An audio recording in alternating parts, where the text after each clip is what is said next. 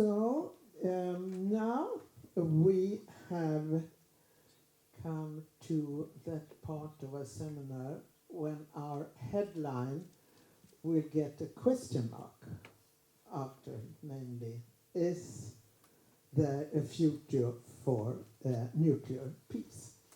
And Peter Wallensteen is going to be the speaker, and he's well known to us in Uppsala as far as he was during 27 years the professor and the creator of the peace and conflict research department at Uppsala University, and working also with Alva Myrdal Center. And you are also a professor emeritus at the Krupp University, Notre Dame in the United States. So, after 25 years, you are now a professor emeritus, still working, and you are now telling us, is there a future for nuclear peace? So now the floor is yours. Thank you. Yes, what we have seen so far is very much the perspective of the victims, the people that have been suffering from the nuclear weapons. And of course that's why we commemorate this event. But I thought we should also look at it the other way around. Why did it all happen? Who were the perpetrators? What were the decisions that were behind this? And because that's, I think, where we can find the solution to some of the questions that Karen is putting to us here. What is peace and what can we all do? So let's shift the perspective a bit. We have mentioned many times, August 6, what happened in Hiroshima. This is a picture of the plane that carried the bomb. The plane was called Enola Gay. And you can see the pilot. This is before they are departing from the American base. So they have just loaded the thing on board there. The thing is called the Little Boy. It weighs about 4.5 tons, so it's a pretty heavy thing that they put on the plane, and they fly off. He's not alone, he's flying this plane. He looks rather happy when he starts here, and they have just repainted the plane with this name, Enola Gay, which is his mother's name. So he's very proud of what he's going to do. Later on, he had doubts about what he was doing. But he flies off with three planes. He is in the middle, and then there are two more. This is towards a target that has been preserved, not targeted by any conventional weapons. It's, in that sense, completely unused to being bombed compared to, say, Tokyo, Yokohama, or other places. And it turns out, of course, that there is a reason why this city has been preserved. In fact, the United States has preserved 4 cities, and the order is that there should be no conventional bombings on these 4 cities. They are, so to say, the place where we will be able to see the impact of the nuclear weapon. It's done like an experiment in physics, so to say. You eliminate other possible variables that can explain. And this is also why a couple of years ago we had another Japanese ambassador here who was a survivor from Hiroshima himself. And he explained that his father was a highly placed person in the emperor's administration. And he had noticed, the father had noticed, that there were some cities that were not being bombed. And one of them was Hiroshima. So he felt that it was very, so to say, responsible for him as a father to move his family out of Tokyo, and he moved them to Hiroshima. There were 3 other cities that were also preserved, and we'll come back to that. And so there is no experience in Hiroshima from being bombed. What people see in the morning, 8 o'clock in the morning, are these 3 planes coming. And they are used to this. They are used to seeing a huge number of planes passing by Hiroshima going somewhere else. So people are not paying that much attention to what is happening. And then out of these 3 planes are coming 3 parachutes.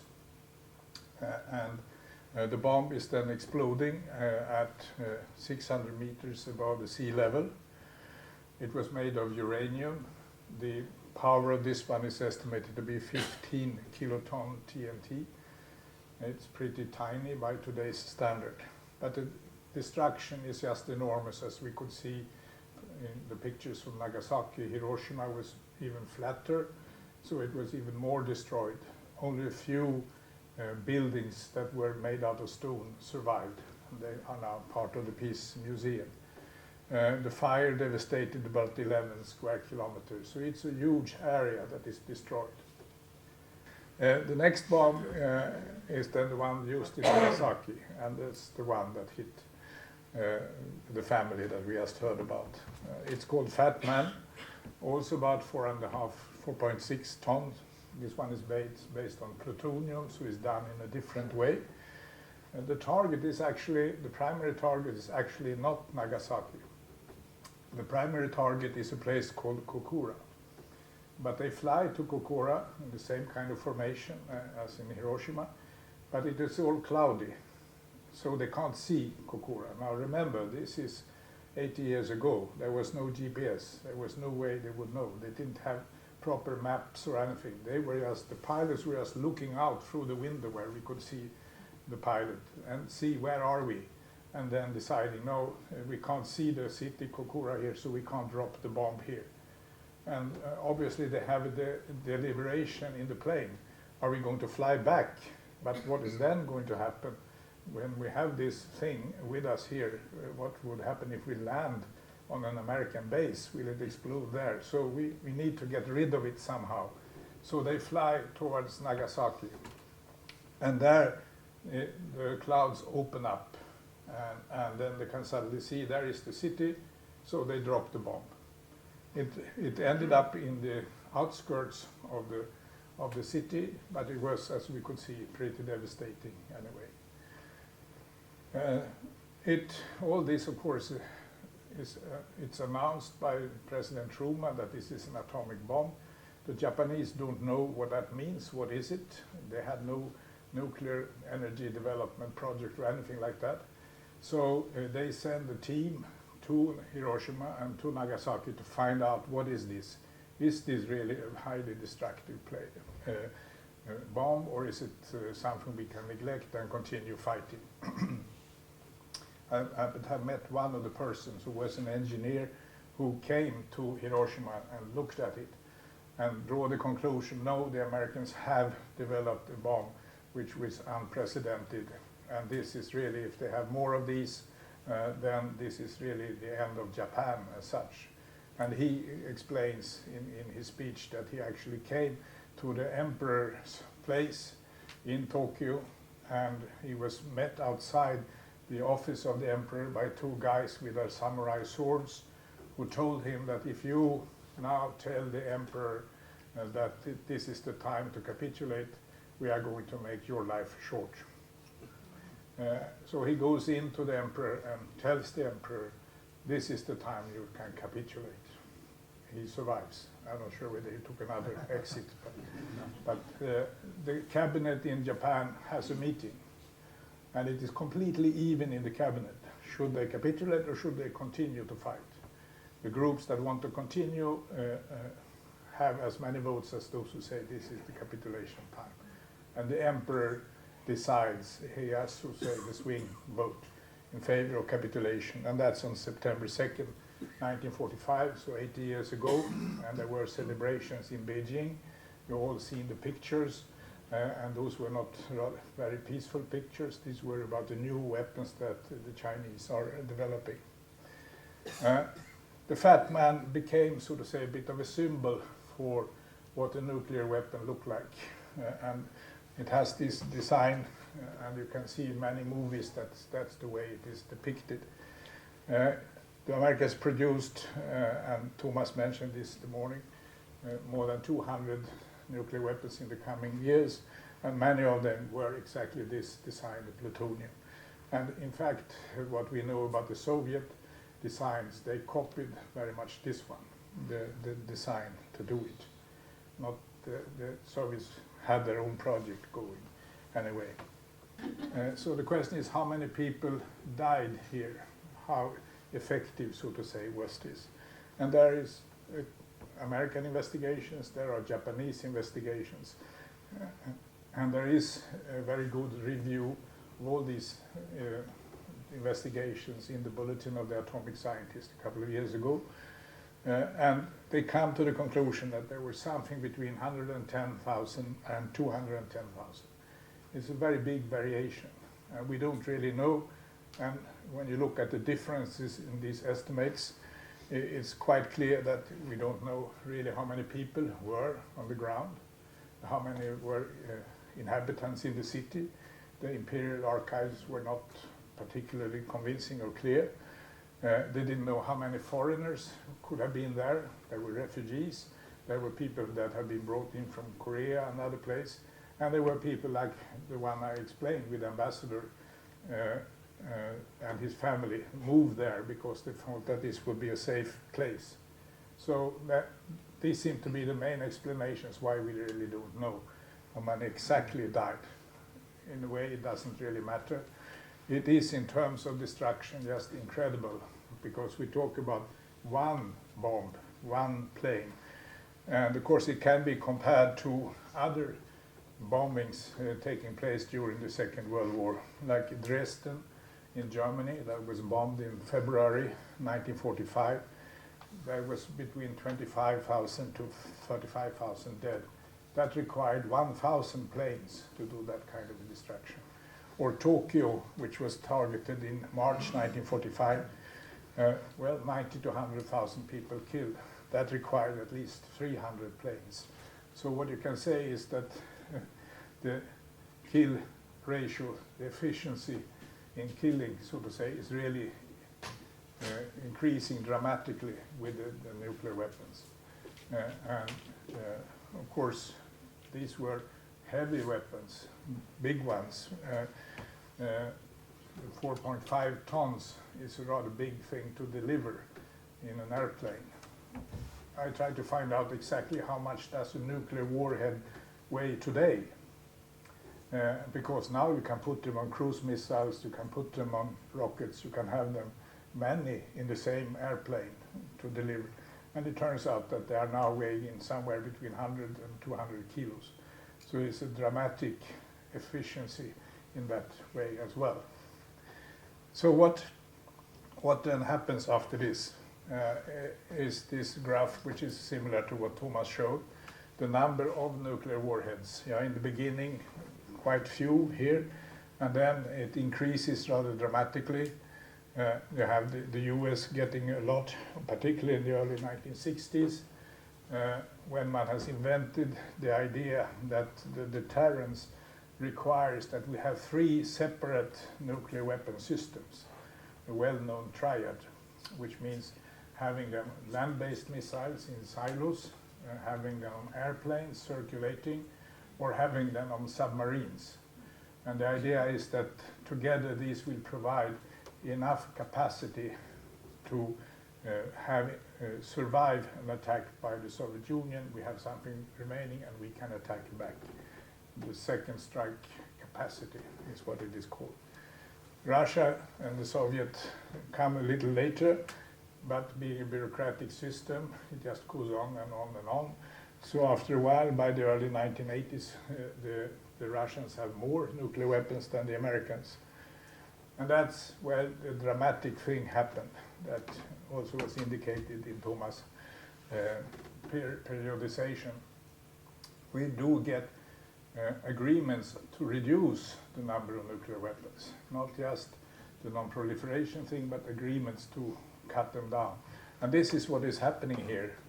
And it is a rather remarkable decline during the 1990s, 2000s to 2010. and then it sort of evens out and has remained on that level since then. And that's regulated in the agreement called the New Start Agreement that has been prolonged until February next year. And then we shall see what happens. The other thing that has happened is, of course, that the number of countries with nuclear weapons have increased to the 9 we talk about basically today, and that was referred to also by the chair in the Nobel Peace Committee. So this is then building on the whole idea of deterrence. That's the explanation for it. Others could say maybe it's even more than deterrence. Maybe one side would like to have superiority. But deterrence is is the formal open argument given. And that argument in the beginning was based on the idea of as much destruction as possible. The idea that we shall destroy your population centers, and you will know that. So if you attack us, we will destroy that. If you attack a population center in our place, we will do the same with you. This is what you could call completely mad. It's completely crazy, of course. But mad then here means mutually assured destruction. And if you think a little more about it, it is just really crazy. And many realize that. Pentagon thinkers, people in the defense establishment, security people say, no, this is not healthy. And we must have a situation where people are being preserved. So they develop a new strategy, which is the one to eliminate the nuclear weapons on the other side. That means you improve the targeting of these nuclear weapons. So you can really, you know where they have their missiles. Okay, we know that through the satellites and so on. Let's target our missiles so that they hit those missiles, and then we can eliminate the capacity on the other side completely. And that means we get nuclear superiority, the other side. And the other side will know that we can destroy everything they have, and then they don't have a second strike capacity. And that, of course, is the impetus, the strategic impetus for new nuclear weapons, develop new nuclear weapons. So if those that are the most vulnerable are those land-based missiles, are standing there in their silos, both sides will know where they are. Well, can you then invent a system, putting them on trains so they will move around? This was a grand scheme for a while. So then nobody will know where they are. You have the submarines, they will be very difficult to know.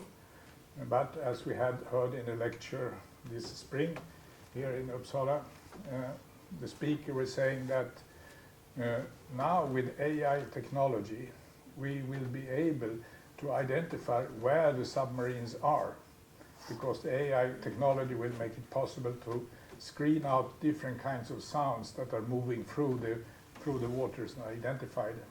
Now, if you identify the submarines, it means that they are no longer serving the second strike capacity. They can then be eliminated in a first strike from the other side. And then you have those on the planes. Yes, those are also identifiable with missile defenses, etc., etc. So the whole idea here from the second, this superiority strategy, so to say, is that it results in an arms race, new ideas for how to develop this. You can make a career as an engineer in the research laboratories by inventing new kind of threats and ways to deal with them. And indeed, the whole thing comes down to a balance of terror. This is really terrorism. If you go actually by the definition of terrorism, this is a threat of terrorism. You are threatening to destroy as much as possible on the other side to gain a political advantage. And that's the definition of terrorism. So it's quite obvious that this is not conducive for a functioning long-term relationship. So we need to think of something else. The nuclear, so to say, peace will not preserve itself. it will not provide the security we want. We need to think differently. And indeed, as we mentioned, Alva Myrdal and others, they had the idea that if we can get to disarmament, we will actually be able to free resources for human development, for personal development. Because we can very clearly see that these insecurities generated by the fear of these nuclear weapons stifle development initiatives. To make development which is good for people will be secondary, so to say. Military or government resources will be focusing on the military developments instead. Military budgets will increase and screen out all other kinds of budgets, make them smaller. And that we can see also in the way Sweden is now allocating money in its budget. Of course, there has always been the argument that this all goes into research and development, which will be good for finding new products that ultimately will be fine also for civilian development. People talk about, you know, our frying pans, which has this Teflon cover, which is really smart. I agree, it is smart, but I don't know if you need to be able to send people to the moon in order to develop this smart technology. It would probably be much smarter to go straight for improving your frying pans than taking this other way around.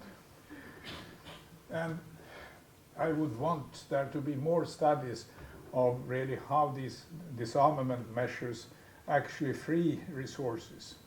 And I think the object one could do here to look at is really what happened in that period, 1990 to 2020, when the number of nuclear weapons went down, and the number of investments in that went down. And at the same time, we have seen a rather extraordinary growth of human resources, even with rather conventional measures, GDP, etc., has really increased in this period of time. So you can say we could demonstrate that there is not just a peace dividend, so to say, from disarmament. It is actually creating research and development which is more creative than you would get through military expenditures. None of these big technology companies we talk about now, Google, Tesla, etc., none of them are spin-offs from the military industry. They are spin-offs from civilian development technology. We also need now to consider one more factor, not only that this is a waste of resources, it is also the impact if we would have a nuclear war.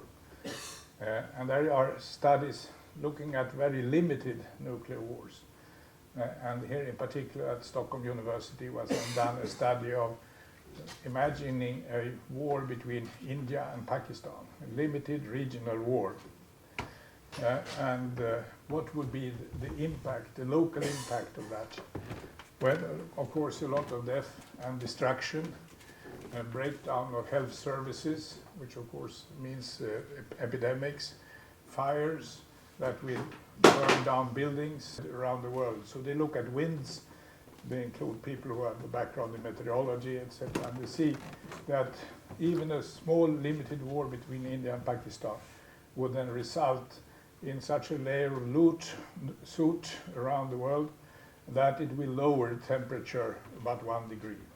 That means it will be cold, and if it's cold, it means you don't have agriculture working, it means you have famine. And that's why it's termed nuclear winter. The term came much earlier, but these are new studies demonstrating these incredible dangers of even a limited local nuclear war. So there is additional reasons to really think about the impact here.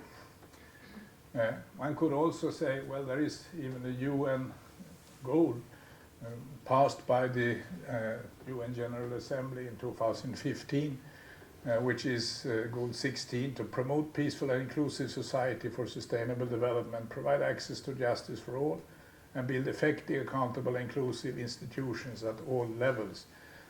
That one of the measurements they have here is the number of wars, etc., in the world. And as many of you know, the number of wars is now at the peak. The number of armed conflicts, according to the UCDP, in 2024 were 61, which is the highest number we have seen since the end of the Second World War. Now this is supposed to be achieved by 2030. We have 5 years to really reverse this. I'm not sure that that really will happen. In this, I try to find some hopes, and I pin some hope here to Alva Myrdal and to the center that Thomas and I are involved with, which is actually created as a result of the fact that Sweden did not join the TPNW, this treaty for the prohibition of nuclear weapons that Thomas mentioned. Instead of doing that, one said we should create a center with, which is a knowledge center on nuclear disarmament issues. So that's what we have, and we have named it after Alva Myrdal, as it is placed here in Uppsala, and she was born here. You should be aware of this, that in about a year from now there will be a special monument of Alva Myrdal raised in the Carolina Backen. And I hope you all will be there when this takes place.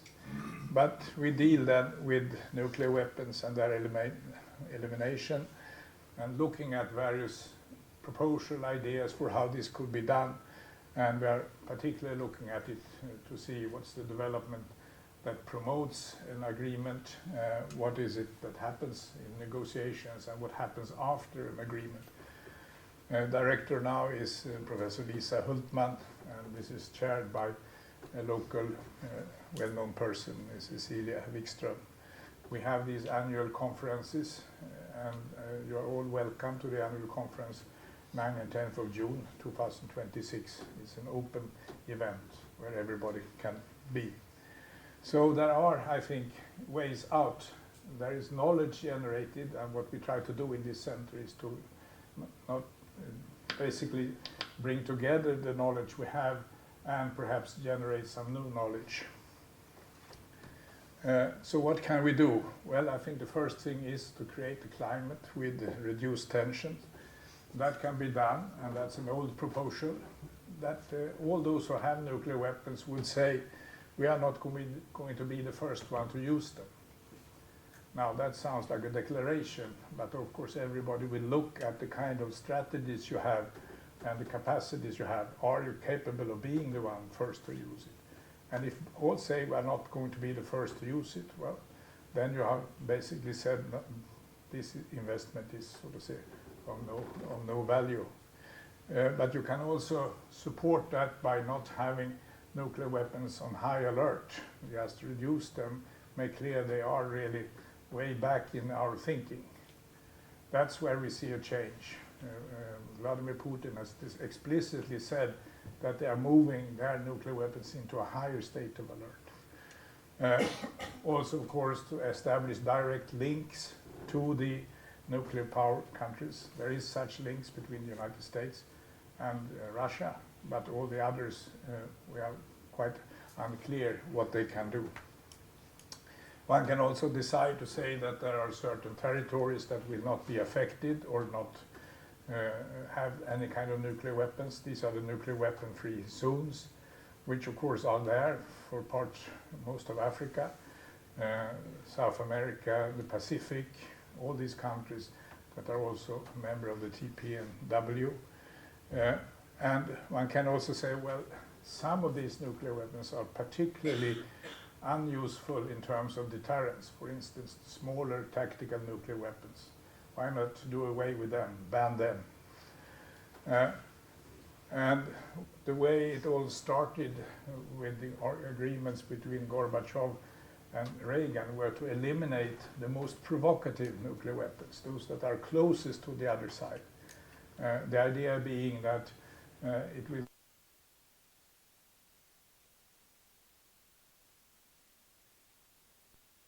or if it's based in Cuba, it will be a couple of minutes only to reach Washington. So those are the ones that are provocative in the sense that they create the most fear. So agree then to remove such nuclear weapons. And that was part of the INF treaty, the treaty that was concluded basically between Bush and Gorbachev, which now has expired, unfortunately. Or you can eliminate those that are most useful for a first strike capacity. And these are the land-based missiles that are in their silos and then can target the other side more directly. And France actually has a program where they are taking down their land-based missiles. So they only have on submarines and airplanes. That's another way to reduce the tension, but also show that your intention is not to get nuclear superiority. And then finally, of course, look at the treaty that Thomas talked a lot about, and which also got the Nobel Peace Prize in 2017, with this hopeless abbreviation, the TPNW, which means the Treaty Prohibiting Nuclear Weapons. It is a complete stigmatization, saying these are weapons that are unfair, they are not needed, and they are just expensive, let's eliminate them. And that was very much promoted by an NGO called ICAN, the International Campaign for the Abolishment of Nuclear Weapons. So they got the Nobel Peace Prize in 2017 for their work on that, and they're definitely continuing on that. So that treaty remains there. It is now a part of international law, as a sufficient number of countries have signed it. None of the nuclear weapon states are part of it. Sweden is not part of it. We were at least said we should send an observer to the meetings, and I think this government has now stopped that practice. So we are completely outside that. And Thomas and I were involved in trying to promote the idea of Sweden signing this. And it's, to me, quite clear that the Swedish government was under pressure from the previous Trump administration not to join the treaty. So politics enters, but all these ideas are still there, they're still relevant, and I think they all can contribute to making us more safe in a world where nuclear weapons does not play a key role and where the balance of terror no longer is ruling our lives. Thank you.